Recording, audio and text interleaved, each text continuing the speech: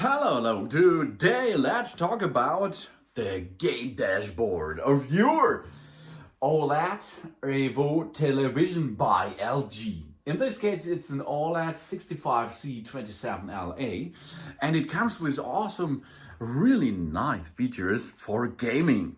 As you can see here, this is a game which runs in 120 frames. This is really cool because this is one of the good and nice frame rate possibilities on PlayStation, for example, because so many games does not support the 120 frames. In this case, Borderlands 3, of course you can use Call of Duty, Warzone, Black Ops, Cold War, for example, Doom, Dirt, Knockout City, Monster Boy, Neo 2 Remastered, Ollie World, Quake, and so on, to play with 120 frames. But your game has to have the 120 frames option, and your television needs to have this. And if you have a 120 frame television, like me here, I can show you, you have to enable or disable this, because there are a little bit problems that you cannot handle to 120 frames. For example, if I was playing Call of Duty Cold War, it does not goes through easily that I can use the 120 frames option. But I will tell you how. So first step is we have here the Magic Remote by LG, okay? And if we start a game, it will start the game mode too. You have here on the right bottom side, you have the setup button, and if I push there, you can see there is a dashboard and game dashboard. Okay, how we can navigate it? Of course, we can aim it by using our remote easily, or we can go right and left, up and down, or enter. Okay, so let's perform this now. Now we can here see I'm going right and left and up and down, and I can aim the options, as you can see here. The first thing is here in the center. The center option is RTS, or if I rotate to right, I can go to sport mode, and you can see it changed a little bit the colors. FPS, RPG, RTS, or sports, or standard, or for STD. Then you can see over here, this is an information, 120 frames are now enabled. And you can see if I'm use my character to see around me, it's really fast. That's really cool. That's good for a shooter, of course. But there's more. We have VRR. This is at the moment it's off. VRR is variable refresh rate. That means it's variable.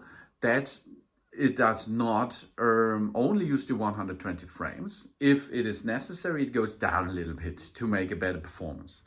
Then we have black stabilizer. That means if I change this system, you can see I can change this, the black stabilizer too. It makes it a little bit darker and a little bit lighter. Then we have low latency. That drops down the latency, so it's better for the game. Then we have here the dark room mode. If I push here, I can go level 1 dark mode, or I push again level 2 dark mode. If you are in a dark room, use this in level 2. It's better for your eyes, and of course better to play. Then we have multi-view options. Here we can make a side-by-side or a picture-in-picture if we are going to use this. This is for multitasking. Next step is Game Optimizer. Let's go to the settings. Here we go now to the settings and see there are different kind of settings. I can enable or disable the Game Optimizer. I can choose game or picture mode. In game mode, you can see the genre. Here we can FPS, first person shooter. This is Borderlands 3, for example. Right? We can choose it, and it changed a little bit. Or we can use RPG for role-playing games, RTS for real-time strategy, or sports, or standard, of course. So if we are now, look what we can perform more is OLED motion. In this case, this optimized the image quality for fast-paced games. We can reduce blue lights in a different levels, as you can see. Manually, if we like, we can choose the darkroom mode, and here the same and different levels we can navigate there. We adjust the screen brightness in a darkened room for easier viewing. We prevent in-pad delay input lags. We can select the preference method of the preventing input. That means we can go to boost mode or we can go to standard mode. Here the game dashboard, that's we can enable or disable to use the dashboard I shown before. AI game sound, this is while we are playing the game, the AI, artificial intelligence, automatically finds the best sound setting and 3D surround type, if you like. VESA G-SYNC, okay? This supports NVIDIA's adaptive synchronization. Which adjusts the numbers of the frame to minimize cracking and interruptions of the screen.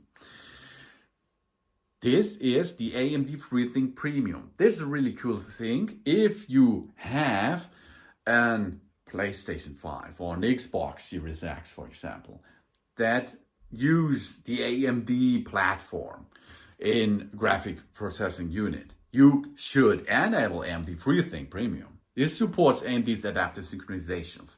This adjusts the scan rate to minimize the cracking and interrupting of the screen. The same way is possible here with VRR. This supports NVIDIA's adaptive synchronizations. AMD or NVIDIA. If you use PlayStation or Xbox, use the AMD FreeSync. Then we have fine-tune dark areas. We adjust the brightness of the dark parts of the game screen to make it more visible while input-related settings is turned on. And we can choose the menu color of the menu itself here. In this case, it's violet. You can see you can change it to orange or to green as well. I like the violet, of course. And we have a user guide. Let's go up again. And now we navigate to picture. Picture is the same. We can a most suitable picture mode for its game, like before. And we can make here the black stabilizer and the white stabilizer. Okay, these are the settings you can use. Let's go to the game friend again. And now I show you if I am going to change the options, the visuals options in the game itself. If I use performance, that means I can use 120 frames. But by performance, it renders the game with a preference for high frame rate, 120 frames. But in this case, the most better shadering is lower or it's off because of the 120 frames. And of course, it's better for the performance. You can move faster. You can respond faster, of course, because of the 120 frames. But if you like more visible effects, you should change their setting to visuals and resolution. The resolution now is upper, and of course, it makes a better scene of view. Now you have to render the game with a preference for image clarity. That means it's a little bit better picture, but you can see I'm not so fast like before. It's only 60 frames now. Sometimes your game does not give you the 120 frames. In this case, it can be a problem with your PlayStation. In this case, for example, because with Call of Duty Cold War, I had a problem. I cannot handle it with 120 frames. In this case, you go to, if you have a PlayStation, go to the main menu, then you go to the settings. And if you are in settings, you should go, I will store this, save data in game app settings. In this case, you should go to game presets, and here you go to preference mode or a resolution mode. In this case here, or in the problem thing of the Call of Duty problem that I cannot handle the 120 frames, we have to go to performance mode. Okay, if you enable the performance mode, it will be available in the game too. If you go to resolution mode, game presets, then it can be that you cannot use the 120 frames in the game itself. Okay, so you have to look that the settings on your PlayStation or other game console and the game mode settings are at the same point, and then you can use the good old 120 frames with it in the game. That's really cool. It is how to use your really cool game settings on your LG OLED Evo television.